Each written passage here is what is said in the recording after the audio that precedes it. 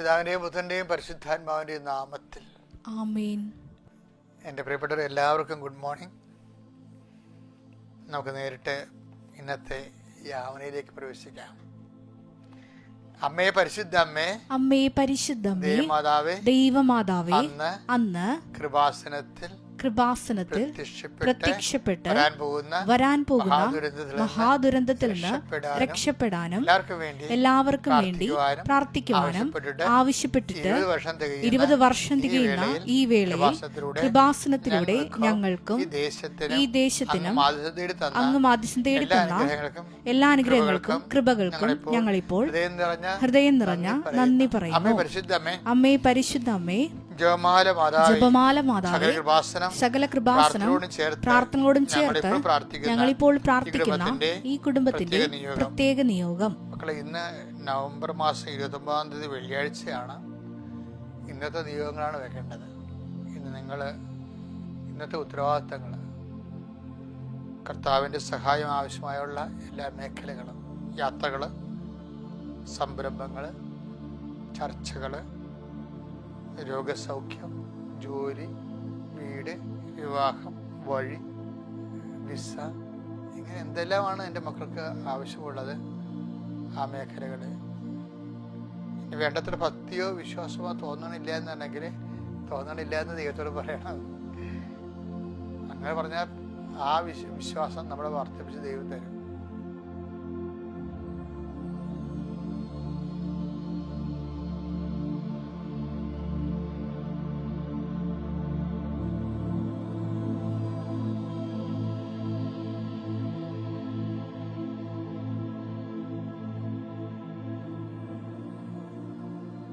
അമ്മയുടെ പ്രത്യക്ഷീകരണത്തിന്റെ ഈ ദ്വാദശക വേളയിൽ ഞങ്ങൾക്ക് സാധിച്ചു തരുവാൻ കനിയണമേ. വിശ്വാസ പ്രമാണം.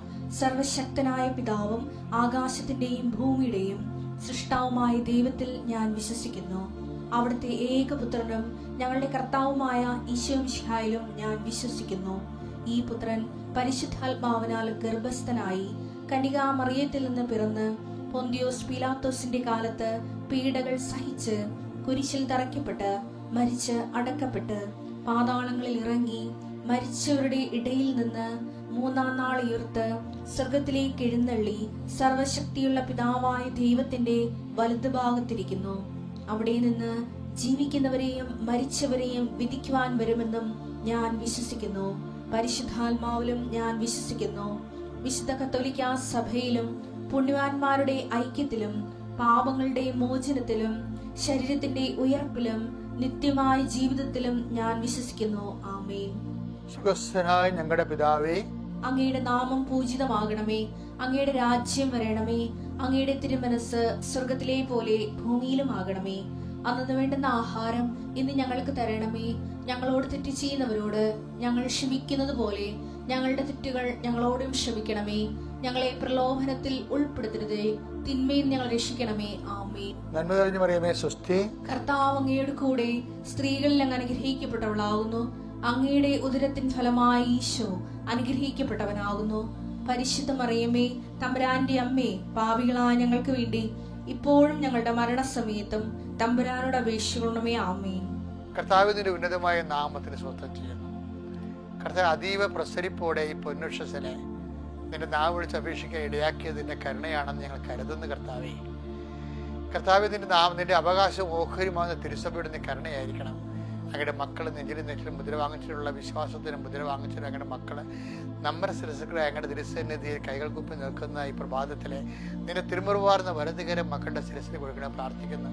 അവിടെ യാത്രകൾ, എൻ്റെ കാലുകൾ മലയാളികളുടെ കരുത്ത് നൽകണമെന്ന് പ്രാർത്ഥിച്ചതുപോലെ കർത്താവി മക്കളുടെ സഞ്ചാരം, ഇന്നത്തെ യാത്ര എവിടെയെല്ലാമാണോ ആരെല്ലാം കണ്ടുമുട്ടുന്നു, പോകുന്ന വഴികളെ സംബന്ധിച്ച് പ്രാർത്ഥിക്കുന്നു, കണ്ടുമുട്ടുന്ന വ്യക്തികളെ സംബന്ധിച്ച് പ്രാർത്ഥിക്കുന്നു, ഉപയോഗിക്കുന്ന വാഹനങ്ങളെ സംബന്ധിച്ച് പ്രാർത്ഥിക്കുന്നു. കർത്താവിൻ്റെ കരുണ, കർത്താവ് ഞങ്ങളുടെ അശ്രദ്ധയിലും ഞങ്ങളുടെ പലതരത്തിലുള്ള മിസ്സിംഗ് ആയിട്ടുള്ള സമയങ്ങളെല്ലാം കർത്താവെ നിന്റെ പ്രത്യേക പരിപാലന ഞങ്ങൾക്കുണ്ടാകണമെന്ന് പ്രാർത്ഥിക്കുന്നു. ദൈവത്തിൻ്റെ കരുണ നിങ്ങൾ ആവശ്യിക്കട്ടെ. നിങ്ങൾ പോകുന്ന ഇടങ്ങളിൽ കണ്ടുമുട്ടുന്ന വ്യക്തികളിൽ ചെയ്യുന്ന പ്രവൃത്തികളിൽ എല്ലാം പരിശുദ്ധാത്മാ ദൈവമാതാവിൻ്റെ മധ്യസ്ഥത്തിൽ കർത്താവിൻ്റെ വലിയ അനുഗ്രഹങ്ങൾ നിങ്ങളെ ചുഴന്നു നിൽക്കട്ടെ. എൻ്റെ കർത്താവ് അവിചാരിതമായ കാരണങ്ങൾ, ആകസ്മിക സങ്കടങ്ങൾ, ഞങ്ങളുടെ അവകാശമൊക്കെ ജനങ്ങൾ നിന്റെ നാമത്തിൻ്റെ ശക്തിയെ, തിരുത്തത്തിൻ്റെ ശക്തിയെ സംരക്ഷിക്കപ്പെടട്ടെ. എൻ്റെ കർത്താവിൻ്റെ ഉന്നതമായ നാമത്തിൽ നിന്റെ രോഗപീഠകളെ കർത്താവ് ഏറ്റെടുക്കട്ടെ. നീ കഴിക്കുന്ന മരുന്നുകൾ, നീ ഡെയിലി കഴിക്കുന്ന, തുടർച്ചയായി കഴിച്ചുകൊണ്ടേയിരിക്കുന്ന മരുന്നുകൾ നിന്റെ ജീവിതത്തിൽ നിന്ന് എടുത്തു മാറ്റാൻ നിന്റെ ദൈവം നിന്നെ അനുഗ്രഹിക്കട്ടെ. നിന്റെ വലിയ ശക്തിയിലേക്ക് ആവശ്യിക്കട്ടെ. ഉള്ളംകാലം വരെ കർത്താവിൻ്റെ രക്തം പടരട്ടെ. എല്ലാ കോശങ്ങളിലും, പേശികളിലും, അസ്ഥികളിലും, അസ്ഥിക്കുഴകളിലും, ശരീരകോശങ്ങളിലും കർത്താവിൻ്റെ രക്തം നിറയട്ടെ. മാരക രോഗങ്ങൾ, തീരാവേദികൾ യേശുവിൻ്റെ നാമത്തിൽ മാറിപ്പോകട്ടെ. എൻ്റെ കർത്താവിൻ്റെ ഉന്നതമായ നാമത്തിൽ, സഭയുടെ അധികാരത്തിൽ നിന്റെ ജീവസന്ധാന മാർഗങ്ങൾ, ജോലിക്ക് വേണ്ടിയുള്ള ശ്രമങ്ങൾ, നഷ്ടപ്പെട്ട ജോലി, ജീവിതത്തിൻ്റെ തകർച്ചകൾ, ഭാര്യഭർത്താക്കന്മാരെ വിഘടിച്ചും ഭിന്നിച്ചും ഇരിക്കുന്ന അവസ്ഥകൾ, ഒരുമിച്ച് ജീവിക്കാൻ ആഗ്രഹിക്കുന്നവരുടെ ആഗ്രഹങ്ങൾ പ്രാർത്ഥനകളായി കർത്താവിൻ്റെ തിരുസന്നിധിയിൽ സമർപ്പിക്കുന്നു. മക്കൾ ഇല്ലാത്തവരെ കർത്താവെ, ഉള്ള മക്കൾക്ക് രോഗമായി പോയവർ, മക്കളോടെ വർഷങ്ങൾ മാസങ്ങളായി ആശുപത്രിയിലായവർ, മക്കളുടെ രോഗങ്ങൾ കണ്ടുപിടിക്കാൻ പറ്റാത്തവർ, ഗർഭത്തെ ശിശുക്കളിലെ എല്ലാവിധ അനുമോമനികളും കർത്താവിൻ്റെ തിരുസന്നിധിയിൽ സമർപ്പിച്ച് പ്രാർത്ഥിക്കുന്നു. എൻ്റെ കർത്താവിൻ്റെ ഉന്നതമായ നാമത്തിൽ, സഭയുടെ അധികാരത്തിൽ, കുരിശിൻ്റെ അടയാളത്തിൽ നിന്റെ തൊഴിൽ മേഖലകൾ, അധ്വാന മേഖലകൾ, ധനസമ്പാദന മേഖലകളെല്ലാം കർത്താവ് അനുഗ്രഹിക്കട്ടെ. നിന്റെ ഭീതികൾ, ആധികൾ, വ്യാധികൾ യേശു ക്രിസ്തു നാമം നീങ്ങിപ്പോകട്ടെ. I command you in the name of Jesus Christ be healed. എൻ്റെ പ്രിയപ്പെട്ടവരെ, ഇന്ന് നമ്മൾ നവംബർ മാസം 29 വെള്ളിയാഴ്ച വായിക്കുന്ന സുവിശേഷം 2 വചനങ്ങൾ വായിക്കും. അധ്യായം ഒന്ന് തന്നെയാണ്. ലൂക്കായുടെ സുവിശേഷം 4-ാം അധ്യായമാണ്. വചനങ്ങൾക്ക് വ്യത്യാസമുണ്ട്. 2-ാം വാക്യവും വായിക്കും, നമ്മൾ 14-ാം വാക്യവും വായിക്കും. ലൂക്ക 4:2. ലൂക്ക 4:2. അവൻ പിശാചിനാൽ പരീക്ഷിക്കപ്പെട്ട് 40 ദിവസം അവിടെ കഴിഞ്ഞുകൂടി. ആ ദിവസങ്ങളിൽ അവനൊന്നും ഭക്ഷിച്ചില്ല. അവസാനം അവന് വിശന്നു. ഇനി 4:14 എടുത്തേ. യേശു ആത്മാവിന്റെ ശക്തിയോടുകൂടി ഗലീലയിലേക്ക് മടങ്ങിപ്പോയി. അവന്റെ കീർത്തി സമീപ പ്രദേശങ്ങളിലെങ്ങും വ്യാപിച്ചു. എന്റെ പ്രിയപ്പെട്ടവരെ, ഈ 2 വചനങ്ങളിലെ ലൂക്ക 4:2, 4:14 ഒന്ന് കർത്താവ് പരീക്ഷണങ്ങളിലേക്ക് പ്രവേശിക്കുന്നതാണ്.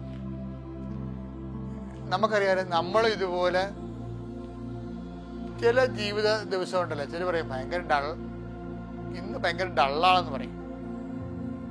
എന്ന് വെച്ചാൽ അവർക്കൊന്നും ചെയ്യാൻ തോന്നത്തില്ല. പിന്നെ പല കാര്യങ്ങൾ ഓർത്തുകൊണ്ട് മാറിക്കിടന്ന് ഉറങ്ങിയാൽ മതിയെന്ന് തോന്നും. ഭക്ഷണം കഴിക്കാൻ പോലും തോന്നത്തില്ല. പല വിഷയങ്ങളിൽ ഓർത്തിട്ട് ചിലക്ക് പരീക്ഷ പേടിയാകും, ചിലക്ക് കേസാകും, ചിലക്ക് കേസിനെ കുറിച്ചുള്ള പേടിയാകും, ചിലക്ക് സാമ്പത്തികമായിട്ട് കൊടുക്കാനുള്ളവരുടെ ഡേറ്റ് ആകും, ചിലക്ക് ശാരീരികമായ രോഗങ്ങളാകും, ചിലക്ക് കുടുംബ കലഹങ്ങളാകും, കുടുംബത്തിൻ്റെ വിഷമം, ചിലക്ക് തൊഴിൽപ്പാട്ടിലുണ്ടാകുന്ന, ജോലി സ്ഥലത്തുണ്ടാകുന്ന ക്ലേശങ്ങളാകും. ഇങ്ങനെ വില കൊണ്ട് മനസ്സ് തളർന്ന ആൾക്കാരുണ്ട്.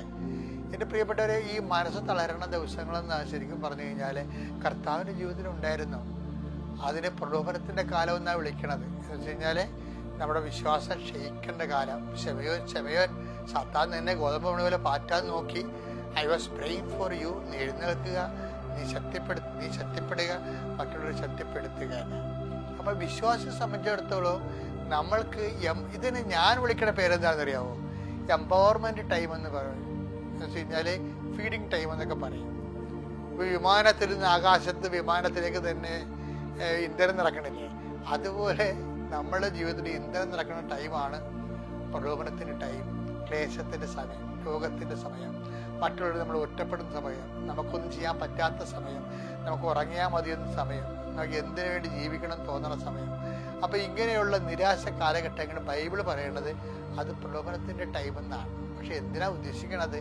ആ പ്രലോഭനങ്ങളുടെ സമയങ്ങളെല്ലാം നീ വിശ്വാസം, ക്രിസ്തുവിനെ പോലെ വിശ്വാസം നിലനിർത്തുകയും നിന്റെ ജീവിത പ്രശ്നങ്ങളെ വചനത്താൽ പ്രതിരോധിക്കുകയും ചെയ്യാൻ വേണ്ടിയാണ് ഈ പ്രലോഭന കാലങ്ങളിൽ നമ്മൾ വചനം വായിച്ചുകൊണ്ടിരിക്കുന്നത്. പ്രലോഭന കാലങ്ങളിൽ നമ്മൾ എന്ത് ചെയ്യണം? നമുക്ക് വായിക്കാൻ തോന്നത്തില്ല എന്നുള്ള കാര്യം സത്യം. പക്ഷെ അതേസമയം തന്നെ വായിക്കാൻ കഴിഞ്ഞാൽ അത് ഭയങ്കര സംഭവിക്കും. അപ്പം അതുകൊണ്ട് എൻ്റെ മക്കള് ക്ലേശകാലങ്ങളിൽ പ്രാർത്ഥനയുടെ കാലമാണത്. ആ ക്ലേശകാലങ്ങൾ എന്ന് പറയുന്നത് വചനം വായനയുടെ സമയമാണ്. ക്ലേശകാലങ്ങൾ എന്ന് പറയുന്നത് വചനം പ്രാവർത്തികമാക്കുന്ന സമയമാണ്. കർത്താവ് അതാണ് പറയണത്, നിന്റെ കർത്താവായ ദൈവം ഞാനാകുന്നു എന്ന് എഴുതിയിട്ടുണ്ടെന്ന്. പിശാചിനോട് പറഞ്ഞത് എന്താ?